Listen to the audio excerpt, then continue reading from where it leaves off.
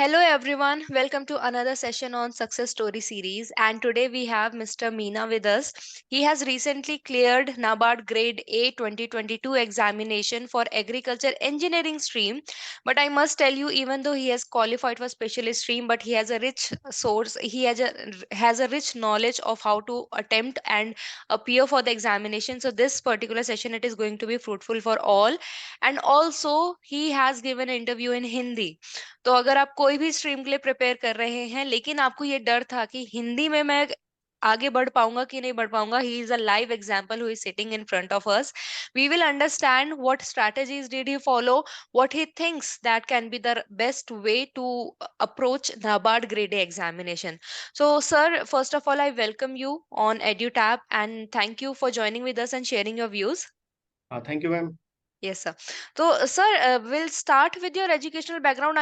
I'm sure most of the students would want to know आपने क्या किया, agriculture engineering में अप्लाई करने के लिए क्या कोई स्पेसिफिक बैकग्राउंड चाहिए और आपने कब डिसाइड किया finally that you want to join NABARD and you started preparing for it. Ma'am पहले मैं अपने बारे में बताता हूँ। एक्चुअली मैं बीटेक एग्रीकल्चरल इंजीनियरिंग में किया हूँ पंतनगर यूनिवर्सिटी से। 2013 में मैं कंप्लीट किया था। उसके बाद मैं आईआईटी बॉम्बे गया। वहाँ से मैंने एनवायरमेंटल साइंस एंड इंजीनियरिंग में अपना पोस्ट ग्रेजुएशन किया। 2015 में पास आउट हुआ। उसके बाद मैं 7-8 महीने थोड़ा बेरोजगार था। फिर थोड़ा प्रिपरेशन में यूपीएससी में लगे हुए थे अपना जी. आईआईटी के टाइम से ही। तो फिर नेशनल सीड कॉर्पोरेशन में एक वैकेंसी आया, तो मैं नेशनल सीड्स कॉर्पोरेशन में गया। तो मैंने 2.5 साल लगभग वहाँ पे काम किया था। उसके जी. बाद फिर कोल इंडिया लिमिटेड में वैकेंसी आया एनवायरमेंट इंजीनियर का। तो मैं फिर एक्चुअली ये महारत्ना कंपनी थी, तो सोचा कि मिनी रत्ना से महारत्ना जाया जाए। तो राइट. फिर मैं स्विच करके कोल इंडिया में आ गया। तो एक्चुअली सैलरी पैकेज भी यहाँ पे अच्छा है, मैं अच्छे से जॉब कर रहा था। मेरा नाबार्ड में जाने का कोई पता, मैं ज्यादा नहीं था कि इंटरेस्ट नहीं नाबार्ड में था. जाने का। हाँ जी. Yes ma'am. फिर जुलाई में जब इसका एडवर्टाइजमेंट आया तो देखा कि यार एग्रीकल्चर इंजीनियरिंग का एक वैकेंसी है, तो क्यों ना ट्राई किया जाए। तो अप्लाई कर दिए। प्रीलिम्स के लिए कुछ खास स्पेसिफिक प्रिपरेशन हम लोग नहीं किए। एक्चुअली था कि पिछले 8 साल में बहुत प्रिपरेशन किया था यूपीएससी के लिए।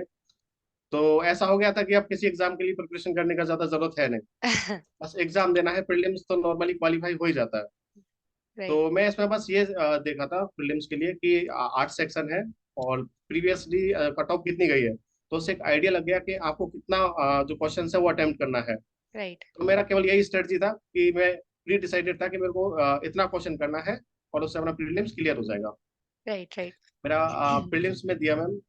उसके बाद भी मेरा कोई नहीं था कि मेरे को नाबार्ड ज्वाइन करना है। फिर राइट. रिजल्ट आया।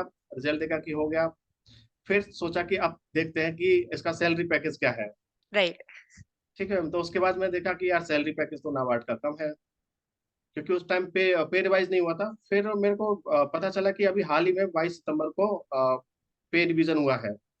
फिर मैं देखा कि यार सैलरी तो अब नाबार्ड का ठीक ठाक हो गया है, तो अब राइट. जाया जा राइट. सकता है। राइट. राइट. तो मेरे तो को याद है कि दस हाँ जी. अक्टूबर का वो टाइम था और 29 अक्टूबर को मेंस होना था। मेरे पास 18 दिन था। तो मैंने कहा अब छुट्टी ली जाए ऑफिस से। राइट. फिर मैं छुट्टी लिया अपना। बच्चे हैं राइट. राइट. साथ में, तो बच्चों को घर भेजा के अब मेरे को पढ़ने दो थोड़ा सा। बच्चे लोग घर चले गए।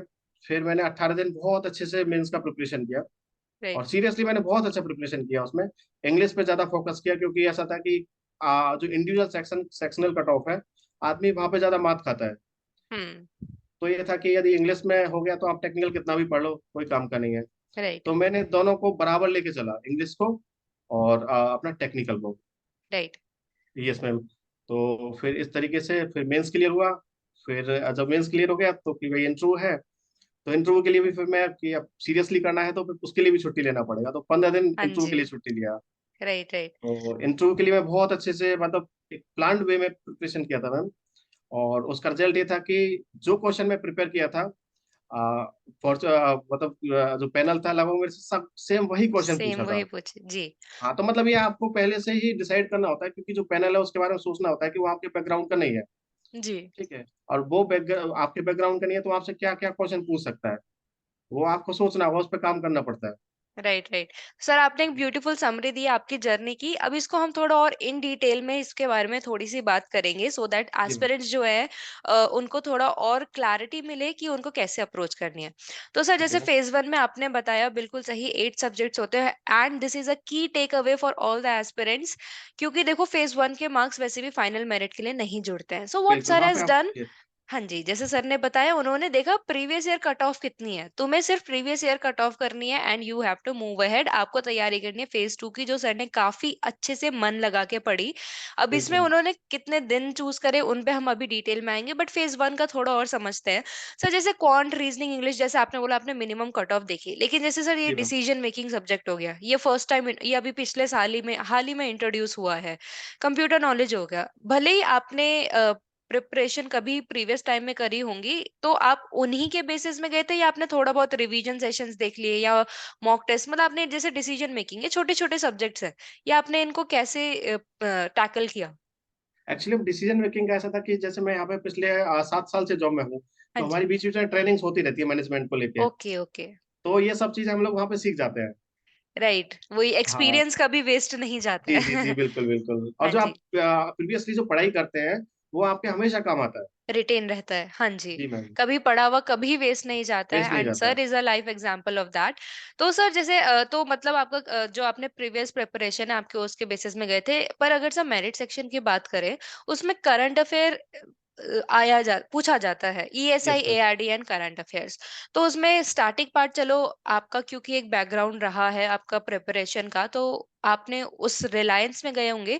बट सर करंट अफेयर्स के लिए आपने क्या कैसे आपने उसको अप्रोच किया? अब मैम करंट अफेयर्स को लेके मेरी एक बुरी आदत भी है। मैं रेगुलर दिन में कम से कम 7-8 बार गूगल न्यूज पढ़ता हूँ। Okay okay. ये मेरी बड़ी गंदी आदत है। मतलब मैं न्यूज गूगल न्यूज हमेशा पढ़ता ही रहता हूँ। तो जी आपके दिमाग में इंफॉर्मेशन इकट्ठा होती रहती है। जी जी। तो राइट। उसके अलावा मैं एक्चुअली ऐसा था कि यूपीएससी प्रीलिम्स का जो तैयारी करते हैं, तो आजकल उसका पैटर्न इस टाइप का हो गया कि आपको गैस करना ही पड़ेगा। आपको हम्म। जो 5 ऑप्शन है उसमें आपको गैस करना ही पड़ेगा। राइट आपको एलिमिनेशन जो टेक्नोलॉजी है उसका इस्तेमाल करना ही पड़ेगा। राइट हाँ, तो बस यही कारण है कि मैं अपना प्रीलिम्स क्लियर किया था इन सेक्शन में। राइट। ये most of the aspirants they must be thinking that he has gotten it by luck, but if you look at it, तो जो उन्होंने प्रिपरेशन इतने सालों से किया, उन्होंने उनको उसने उनको एक्चुअली इम्प्लीमेंट किया है इन्होंने। Yes ma'am. इन्होंने, आपको पता है आप कोई भी एग्जामिनेशन में जाए, specially if you are going for UPSC, उनके ऑप्शंस आर लाइक सच कि आपको उसमें गेस करना ही पड़ता है। So it's a art that need to be developed and this is developed by continuous practice. You can't just जी go बिल्कुल एंड आपने तुक्का मारा और लग गया। It does not happen in real life and it can happen only once और twice, it can not happen every time. So for that you have to be sincere, even when you are attempting you should be very sincere कि आपका कौन सा हो सकता है। और जिसको सर गंदी आदत मान रहे हैं, it's actually a good habit. But in that also I also want to say to the aspirant कि देखो गूगल न्यूज उसी बेसिस में आती है, एआई उसी काम में उसी तरह वर्क करता है जो आपका सर्च लिस्ट होगी। बिकॉज उनके सर्च लिस्ट सारी नॉलेज रिलेटेड थी, that is why his Google list, Google news was always in that line. अगर आप बॉलीवुड हॉलीवुड देखते रहेंगे तो आपकी गूगल न्यूज भी वैसे आएंगी। Yes ma'am. So you should be pretty much conscious while searching anything on Google, because that is what going to decide कि भाई तुम फेज वन सर की तरह क्लियर कर पाओगे कि नहीं कर पाओगे, just making it a regular routine. So it's a very important factor which sir has discussed. And sir, because one more factor जो काफी जरूरी है स्पेशल स्ट्रीम के बच्चों को जानने के लिए, एस्पिरेंट्स को, that the sectional cut off of phase one is lesser than that for the generalist stream. तो ये यस मैम। आपका एक प्लस पॉइंट है जो भी स्पेशलिस्ट स्ट्रीम के लिए जा रहे हैं। एंड इन ओवरऑल सर की फेज वन के लिए ये प्रिपरेशन रही थी। जो पढ़ा जब भी पढ़ा उसको हमेशा ऐसा पढ़ा कि वो अभी भी काम आया। मेन हमने यस मैम। जो कोर निकाला है फेज वन का ये है। And now let's coming to phase two, and as you have said कि आपने जैसे एक चीज आपने बताई कि 10th of October, आप you said 10th right, 10th और 19th, I am yes sorry ma'am. I yes ma'am. Forgot. Yes. And then 29th को आपका पेपर था, तो आपने काफी ज्यादा आपने इन डेप्थ पढ़ा। इसमें काफी students they must be having this, जिनको नोशन ये रहता है कि 3-4 महीने की प्रिपरेशन चाहिए, उनको आप क्या कहना चाहेंगे कि अगर उन पे इतना रेस्ट्रिक्टेड टाइम है, मे बी बिकॉज बहुत सारे एस्पिरेंट होते हैं जो फेज वन के बाद वेट करते हैं कि जब रिजल्ट है उसके बाद प्रिपेयर करते हैं, कि अगर उन पे इतना रेस्ट्रिक्टेड टाइम है जितने में आपने अपना आपको रेस्ट्रिक्ट करा, तो किस अब क्या अप्रोच होनी चाहिए फिर, कि आपको कौन से सेलेक्टिव टॉपिक्स उठाने चाहिए और डिस्क्रिप्टिव की कैसे प्रैक्टिस करनी चाहिए? मैम एक्चुअली इसमें जैसे मैं पहले सबसे पहले इंग्लिश का बताता हूँ, यस सर। क्योंकि मेरा फोकस मेन इंग्लिश पे था। क्योंकि टेक्निकल तो ऐसा था कि हम लोगों ने कहीं ना कहीं पढ़ा है और हम्म। हम उसको कर पाएंगे, बट इंग्लिश में ऐसा था कि मेरे लिए एकदम से नया था हम्म। कि आपको ऐसे राइटिंग देखना है, प्रिसिस राइटिंग है और लेटर राइटिंग है। तो मैंने इन पे काम करना स्टार्ट किया। तो एक मैम है रश्मि अग्रवाल करके यूट्यूब पे, तो वो सीएपीएफ के लिए अपना पढ़ाती है। ओके। ठीक है, यूपीएससी के लिए सीएपीएफ के। तो वहां पे मैं देखा कि लेटर राइटिंग भी होता है, उसमें प्रेसी राइटिंग भी होता है और हम्म। आपका ऐसे राइटिंग भी होता है। हम्म। ठीक है, तो वहां से मैं उनको फॉलो करना स्टार्ट किया। तो और प्लस जैसे ऐसे था, तो जो इम्पोर्टेंट टॉपिक्स हैं, जैसे इन्वायरमेंट रिलेटेड आजकल बहुत ज्यादा चल रहा है, तो राइट। इन्वायरमेंट के कुछ इंपॉर्टेंट टॉपिक्स हैं, तो उन पे अपना की पॉइंट बनाया था।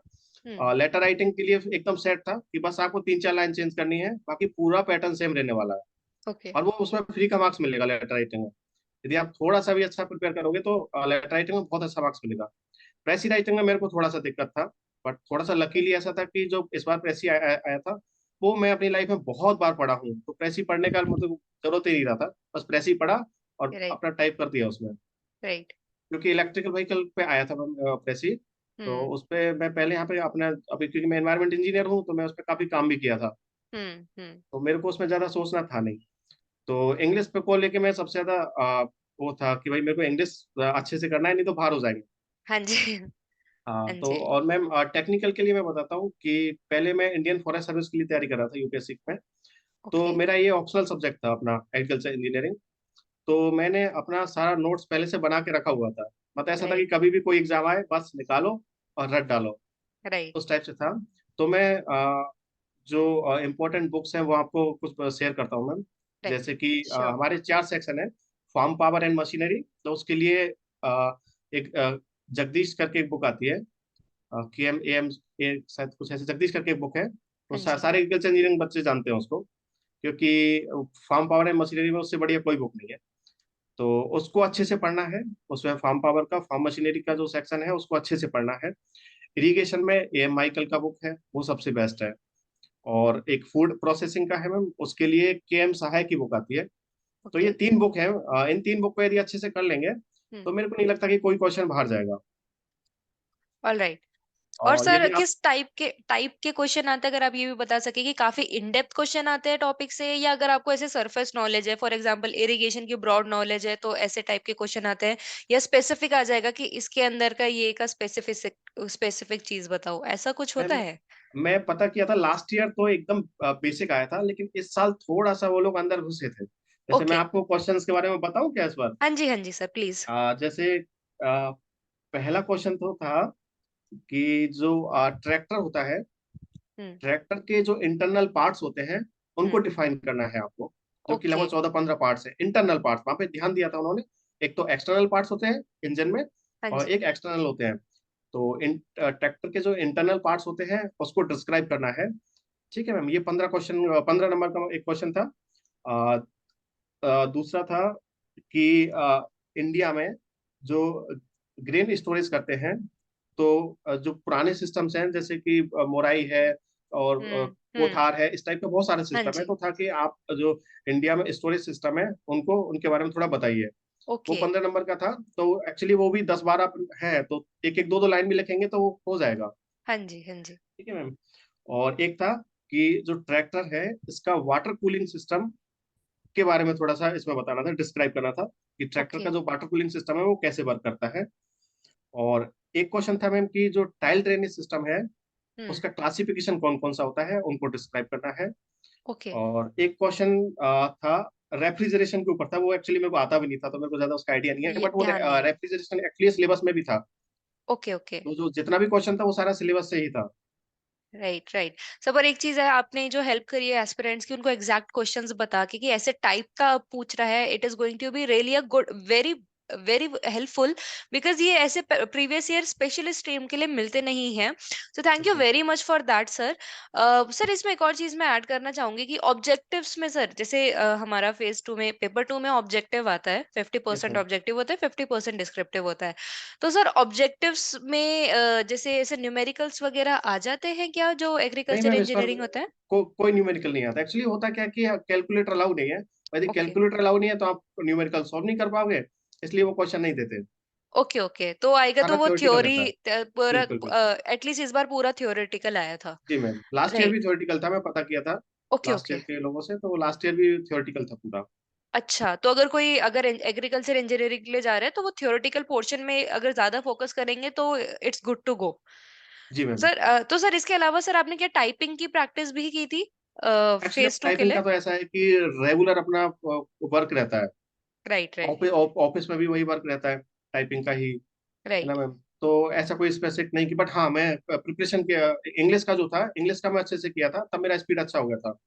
ओके मैं ओके बहुत सारा ऐसे ऐसे का, और जो ऐसे इस बार आया था ना मैम, उसमें मैं पहले प्रैक्टिस भी किया था, अच्छी बातें रही थी ओके। लकीली कि वही ऐसे आया था। Right right. तो सर उसमें जैसे ग्रामेटिकल मिस्टेक्स या आपका कुछ ऐसे है स्ट्रैटेजी, आप क्या फॉलो करते हो या कैसे? मैम वो कोई चेक नहीं करता है, अच्छा। मेरे को लगता है वो कोई चेक नहीं करता है।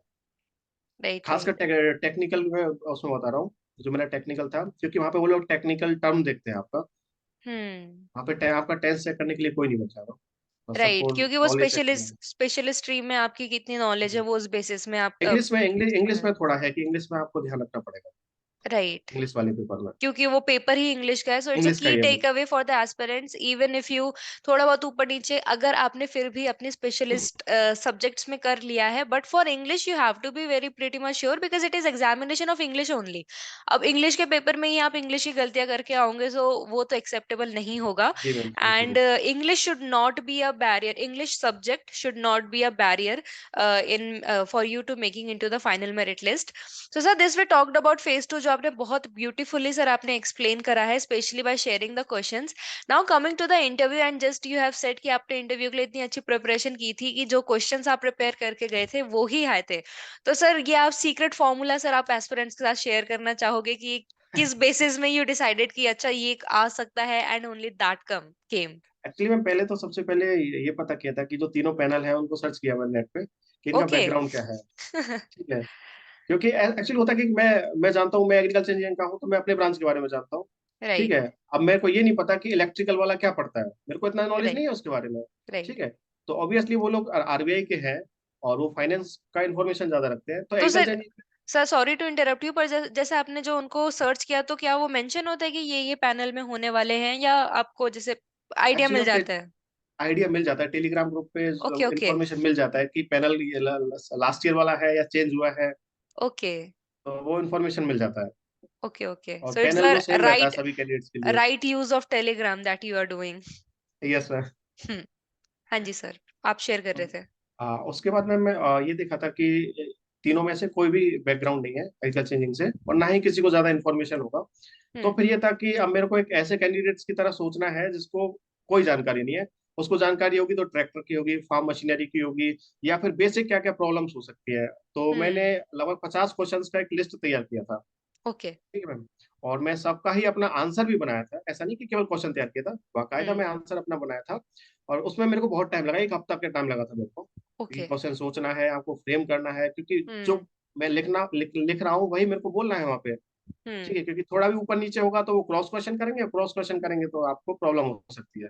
राइट। तो जो आंसर में लिखा था उसमें वही टर्म में डाला था कि उसमें क्रॉस क्वेश्चन वो करेंगे, और फिर मैं उनका जवाब दूंगा। तो ये स्ट्रेटजी मेरी बहुत काम आई थी, तो ऐसा था कि कोई भी क्वेश्चन मेरे उससे बाहर नहीं था। राइट। ठीक है, तो तो यदि आप चाहेंगे तो मैं क्वेश्चन शेयर कर सकता हूँ आपके साथ। हाँ जी सर, सब प्लीज श्योर। मैम पहला क्वेश्चन तो था वही इंट्रोडक्शन का रहता है कि आप अपने हाँ आप को जी। इंट्रोड्यूस कीजिए। तो फिर एक्चुअली मैं जॉब में हूँ, तो पूछा था कि आप जॉब क्यों चेंज करना चाहते हैं। हाँ जी।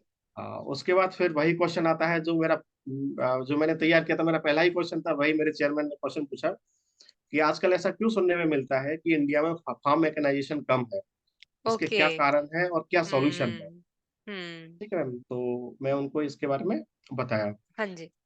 फिर मैं इसमें एफपीओ मेंशन किया था, क्योंकि मेरे को पता था कि एफपीओ, नाबार्ड बहुत काम करता है एफपीओ के लिए, और एफपीओ मैं बोलूंगा तो एफपीओ पे क्वेश्चन वो फिर से मेरे से पूछेंगे। राइट। ठीक है, तो चेयरमैन सर मेरे से फिर पूछे कि आप अभी फिलहाल में एग्रीकल्चर टेक्नोलॉजी का क्या स्कोप है। हम्म। तो मैं वो बताया, सारा प्रिपेयर था। फिर उसके बाद मैम आती है, तो मैम एक्चुअली एफपीओ को उन्होंने पकड़ लिया था। हाँ जी। तो एफपीओ पे स्टडी किया आप कैसे करेंगे, तो वो भी मेरा प्लान पहले से तैयार था कि यदि मैं एज अ डीडीएम बन के जाता हूँ तो मैं एफपीओ के लिए क्या काम करूंगा। एफपीओस को कैसे डेवलपमेंट करने में मैं अपना योगदान दूंगा। तो इस राइट। टाइप का मैं पहले से प्रिपेयर था। तो उन्होंने वो क्वेश्चन पूछा, उसके बाद पूछा कि आप बताइए कि एक नया एफपीओ खोलना है हम्म। जिसमें 100 किसान है, हम्म। तो कौन कौन सा मशीन रिक्वायर्ड होगा, इनिशियल से और लास्ट तक बताइए।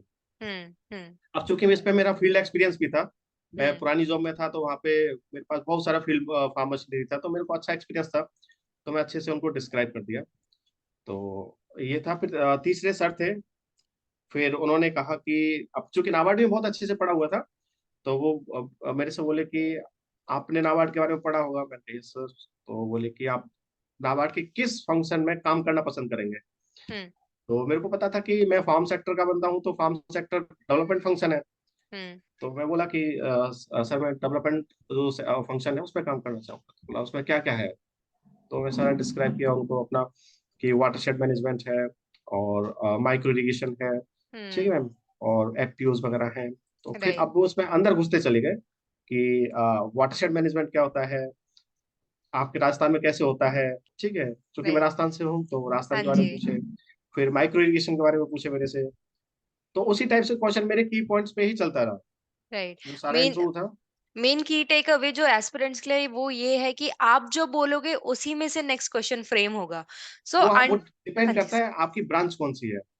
राइट। यदि राइट। आप राइट। जनरल स्ट्रीम से हो, क्योंकि उनके हम्म। पास जनरल स्ट्रीम में बहुत नॉलेज है, और फाइनेंस में, हाँ जी। फाइनेंस के वो उन लोगों के पास इतना इन्फॉर्मेशन है उनके पास कि वो राइट। आपको प्रॉब्लम क्रिएट कर सकते हैं। दैट्स ट्रू कि आपको देखना है आप कौन सी स्ट्रीम से जा रहे हैं, और आप जो भी आपको अगर आपने ऐसा वर्ड बोल दिया, बिकॉज एक अभी कुछ रिसेंटली एक इंटरव्यू लिया था, there the aspirant said, the topper said कि उन्होंने अपने किसी प्रीवियस इंटरव्यू में पीएम वानी स्कीम के बारे में कह दिया था, और फिर उनका नेक्स्ट क्वेश्चन आया था कि वानी स्कीम एक्सप्लेन करो। सो जी इट्स मैम, जी दैट ओनली बिल्कुल। दैट यू शुड नो, अगर आप जो बोल रहे हैं आप उसमें आप इतना स्पेसिफिक रहें कि आपको कोई भी क्वेश्चन करे आप उसका आंसर कर पाए। And as sir has also done कि उन्होंने पहले ही क्वेश्चंस प्रिपेयर करे थे। सर इसमें एक बहुत इंटरेस्टिंग चीज है कि आपने इंटरव्यू हिंदी में दिया था। So yes ma'am. आप सर ये पहले से ही सोच के गए थे क्या, एक वो झिझक नहीं थी कि जो बाकी एस्पिरेंट्स है वो इंग्लिश में देंगे, और पैनल को भी ऑफ कोर्स कि कहीं ऐसा ना हो कि पैनल को वो इम्प्रेसिव लगे कि अगर इंग्लिश में कर रहे हैं और आप हिंदी में इंटरव्यू देने जा रहे हैं, क्या एक वो कंपैरिजन आया था आपके दिमाग में? मैम एक्चुअली मेरे को ये कॉन्फिडेंस बहुत पहले से है कि मैं हिंदी में ही अच्छा कर सकता हूँ। और ऐसा ऑलराइट। नहीं है मेरा पहला इंटरव्यू है, मैं पहले भी जितना भी, मैं लगभग 4-5 इंटरव्यू क्वालिफाई किया हूँ। जी। तो वहां भी ये था कि सब लोग इंग्लिश में ही देते हैं और बाहर हो जाते हैं, क्योंकि वो अपने आप को परफॉर्म नहीं कर पाते हैं। राइट। और मेरा था कि मैं हिंदी में ही दूंगा और सेलेक्ट भी होना है। तो ये पहले से मेरा प्री डिसाइडेड था। राइट। और इवन मैं एमबीए के लिए भी सेलेक्ट हुआ था निटी में मैम, निटी के लिए। तो जब मैं एमटेक करने जा रहा था, तो मैं एमबीए के लिए भी सेलेक्ट हुआ था। जी। इवन मैं वहां भी अपना इंटरव्यू हिंदी में ही दिया था, जबकि ऐसा होता है कि आपको इंग्लिश में ही देना होता है। हाँ जी। हाँ, लेकिन क्योंकि आपको कॉन्फिडेंस दिखाना होता है, मेन चीज इंटरव्यू में है कि आपके अंदर कॉन्फिडेंस है या नहीं, क्योंकि इंग्लिश तो ऐसा है, आज आज आज नहीं है तो कल आ जाएगी आपको। राइट। राइट। ट्रू। पर जो तो नॉलेज है, जो एक कॉन्फिडेंस एज एन ऑफिसर जो चाहिए, वो बिल्कुल। मैंडेटरी है, even if you give interview in English और in Hindi. so that's very beautiful. Beautifully you have given an example to all the aspirants जिनको ये झिझक रहती है कि क्या मैं हिंदी में कर पाऊंगा या कर पाऊंगी या नहीं। तो सर इसमें एक और एक क्वेश्चन पूछना है कि सर जैसे आपको सारा टेक्निकल ही आपको क्वेश्चंस पूछे गए, या कुछ हॉबीज रिलेटेड और ये सब क्वेश्चंस भी पूछे, नॉर्मल जो एक लाइट क्वेश्चंस होते हैं वो भी पूछे गए थे? मैं मेरे से सारा टेक्निकल क्वेश्चन था। ओके। और सर ऐसा कोई था कि आप क्वेश्चन ना आंसर ना कर पाए हो? नहीं मैम, सारे क्वेश्चंस का जवाब दिया था। Okay. Right, because you have dedicated 1 week to it, आपने उसको अच्छे यस से करा मैम, था। 2 वीक, 2 वीक। 2 वीक्स। और सर 1 वीक जैसा में तैयार किया था, और 1 वीक में अपना पूरा ये किया रिवाइज। था, रिवाइज किया था। राइट। तो सर जैसे आपने नाबार्ड के बारे में आपने जैसे बताया कि उन्होंने क्वेश्चंस पूछे and you were able to answer them, तो आपने सर ये नाबार्ड का अपने वेबसाइट से सर्च करा या आपने इंटरनेट पे सर्च किया? सर आपने नाबार्ड के बारे में कैसे समझा, जो भी डिटेल्स थी? हाँ मैम, नाबार्ड के बारे में एक एनुअल जो बुक आता है हाँ जी, उसको अच्छे एनुअल से रिपोर्ट। पढ़ा था।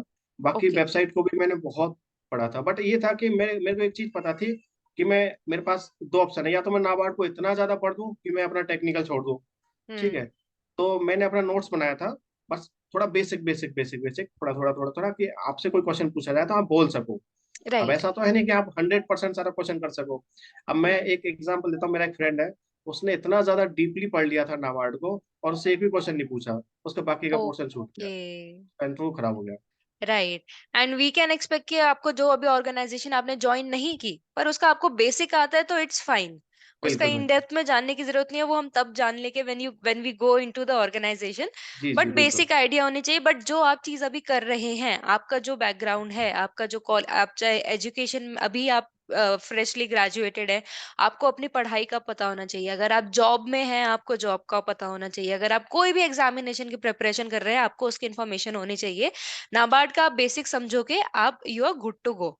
Right. So, so that also you have beautifully explained, and I must tell you, you will be an inspiration for the ones who would want to appear in Hindi.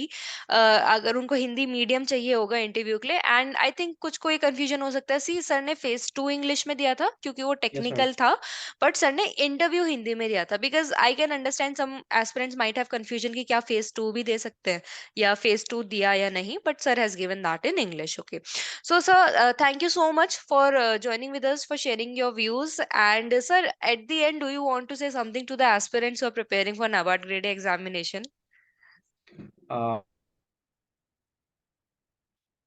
हम लोग जो preparation करते हैं, तो हो सकता है कि हमको इस एग्जाम में सफलता ना मिले, लेकिन ऐसा नहीं है कि हमारी जो मेहनत है वो व्यर्थ जाएगी। Ma'am, True. मैं 2013 से अभी तक पढ़ाई कर ही रहा हूँ, मेरे को लगभग 9 साल हो गया है। और मैं बीटेक 2013 में किया था, तब से पढ़ाई कर ही रहा हूँ। ठीक है, तो आप बस ये है कि पढ़ाई करते रहो, और थोड़ा सा स्ट्रेटजी आपको बनानी पड़ेगी किसी भी एग्जाम के लिए। सिलेबस को समझना होगा, वो बहुत जरूरी है। कई बार क्या होता है, हम लोग प्रिपरेशन करते हैं, इधर उधर से मटेरियल उठाते हैं, बट हमारी स्ट्रेटजी उस टाइप की नहीं रहती, तो Right. सक्सेस नहीं True. मिल पाती है। ट्रू। आपको चाहे बेस्ट रिसोर्सेस मिल जाए, पर अगर आपको उनको यूटिलाइज करना नहीं नहीं आता, आता। They are of no good. And that's rightly said by sir. So thank you sir again, and we wish you all the best for future. Thank you ma'am. Thank you sir.